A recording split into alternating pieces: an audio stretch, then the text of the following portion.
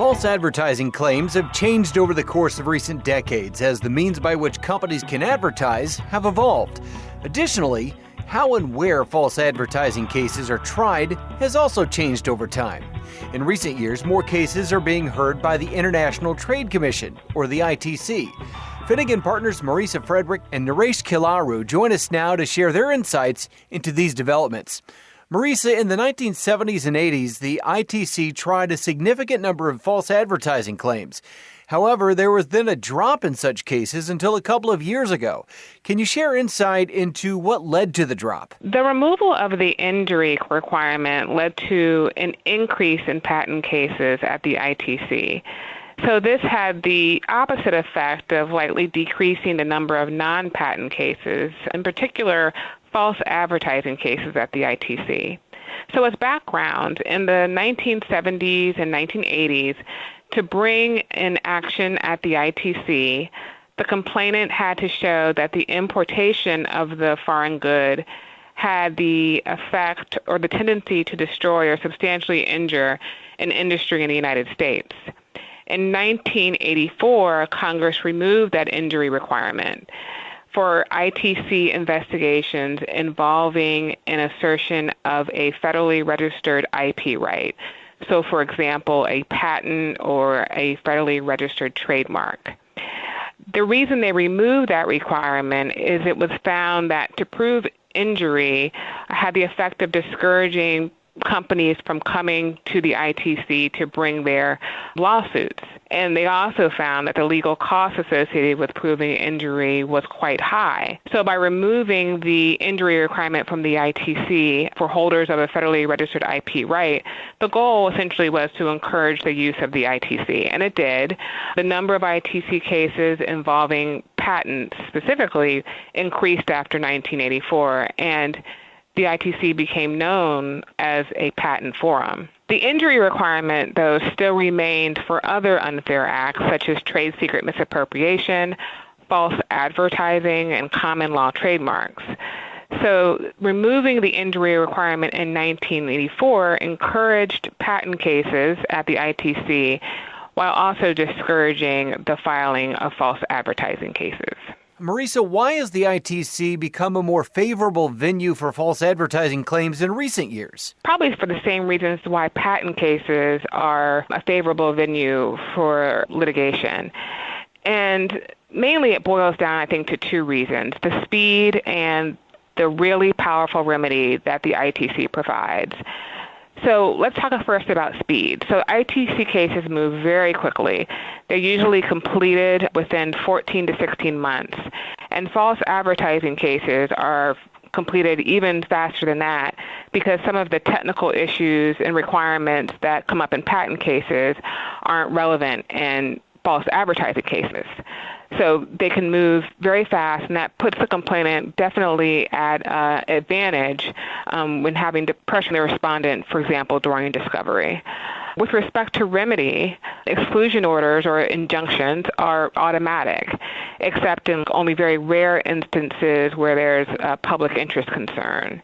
So this exclusion order will prevent the respondent from importing the good that's the product of the unfair act, in this case, the false advertising claim, from importing that good in the U.S. And as you can imagine, that would have very severe effects on the respondent's U.S. market share. So there's another type of exclusion order that the ITC gets that's also almost more powerful than the limited exclusion order, which is the one I just discussed. And the general exclusion order allows the ITC to direct customs to exclude all products regardless of the source. And what that means is that even if a company is not a named respondent in the investigation, their product could also be excluded if it's found to be in violation of the ITC statute. So all these features, I think, make the ITC a very favorable venue for false advertising. I think that in recent years, we're seeing more cases being filed because there have been some pretty high-profile non-patent cases that have been filed in the ITC. For example, in 2014, Converse sued over 20 companies in the ITC over their trade dress in the Converse shoe. And that was a very highly publicized case, and it probably triggered a lot of companies' interest in the ITC. And since 2014, there have been almost 10 investigations that were filed involving or including false advertising claims. And I should also mention that there are some other really well-known companies that have used the ITC to litigate non-patent cases, such as Louis Vuitton, Yeti Cooler, Red Bull, Philip Morris. So it's becoming more well-known, I think, because more people are looking to the favorable aspects of the ITC as a potential place to litigate false advertising claims. Naresh, there have been 2 interesting false advertising cases filed in the ITC recently. Tell us more about them. Of the 10 cases that Mareesa just mentioned that were filed recently, a number of these cases really involved false claims about medical devices or drugs that have been FDA approved, and I'll just talk about 2 of these cases.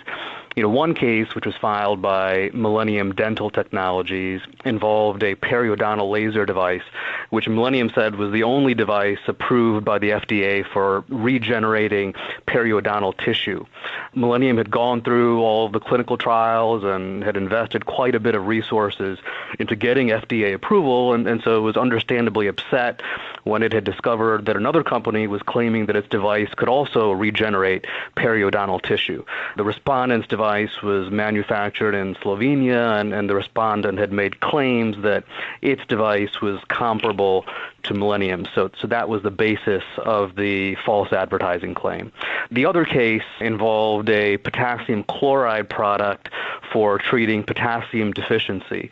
The complainants in that case had the only FDA-approved potassium chloride powder product on the market, and the allegation was that the respondents were manufacturing a competing product in Canada and distributing it in the U.S. and falsely claiming that it was an FDA-approved product. And to avoid scrutiny, the respondents were also misrepresenting the product as a dietary supplement to U.S. Customs. This case actually settled fairly quickly after it was filed. The common thread in both these cases, and I think one of the reasons you're seeing more and more of these types of cases in recent years is really the widespread availability of medical devices and pharmaceutical products online, which is really an unregulated space. Companies are trying to leverage the internet to make false claims and boost sales while hoping to avoid detection, but the ITC offers extremely effective remedies against this, as Mareesa was just mentioning.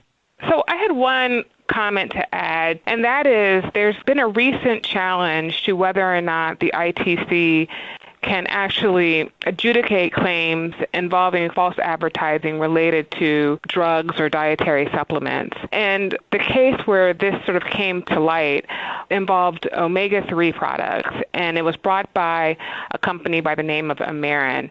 So Amarin alleged that a number of companies who were importing omega-3 products were labeled as dietary supplements, but they had not received approval from the FDA to market their products as dietary supplements. So Amarin filed a complaint in the ITC, and the ITC declined to institute an investigation based on that complaint. So what the ITC does when it receives a complaint is it reviews it to make sure that it contains all the information necessary to justify instituting an investigation. So, for example, they'll look to see if the complainant had alleged a domestic industry sufficient under sort of ITC law. And in this case, they decided not to institute an investigation, and Amarin has appealed that denial to the Federal Circuit, and the Federal Circuit is currently reviewing that appeal. And an oral argument on that case was heard in June.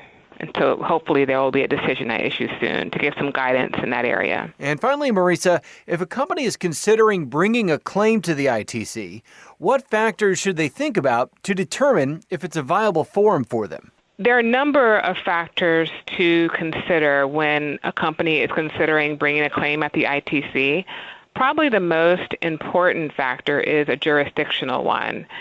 So not every dispute, even all patent disputes, lend themselves to be litigated at the ITC, because one requirement that distinguishes ITC cases from cases taking place in the district court is that the complainant must prove the existence of a domestic industry. So this showing requires a complainant to correlate its expenditures that are made in the U.S. with activities taking place in the U.S., such as labor, plant and equipment, and research and development. And the domestic industry requirement is not generally met by a showing of your sales and marketing expenditures.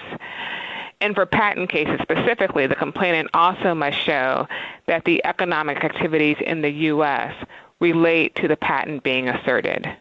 Now, for a non-statutory IP case like false advertising cases, the domestic industry showing is a bit different. The complainant has to show that the False Advertising Act threatens to destroy or substantially injure a domestic industry.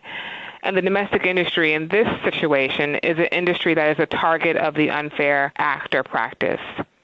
And for false advertising claims, as I mentioned previously, there's also a requirement that the imported goods cause injury or have a substantial likelihood to cause injury to the domestic industry. And that's typically shown through loss of market share or lost sales. So another factor that I think is really important for a complainant to consider is the level of preparation that's needed for an ITC case. Given the detailed pleading requirements for complaints, a substantial amount of preparation has to be done prior to the investigation even beginning by the complainant. And as I mentioned, ITC cases move very quickly once the investigation is instituted, and the judge expects counsel for the parties to be prepared, especially the complainant. So due to the speed of the ITC, a complainant should really carefully prepare their case before filing the complaint. Another factor I'll just touch on is the fact that there's no jury in ITC cases. ITC cases are bench trials. So there are occasions when jury trials are probably better suited for one's case than a judge trial would be. So for example, if you think you would like to present your case in sort of a sympathetic way and tell a good story, juries are often more moved by that than a judge who's more interested in sort of seeing the hard evidence. So these are just some of the factors to consider when bringing an ITC case. Our guests have been Mareesa Frederick and Naresh Kilaru, partners at Finnegan, one of the largest IP law firms in the world. For more commentary on intellectual property news and issues, to listen to other podcasts, and to receive additional information on the firm, please visit www.finnegan.com. Thank you for listening to this podcast from Finnegan.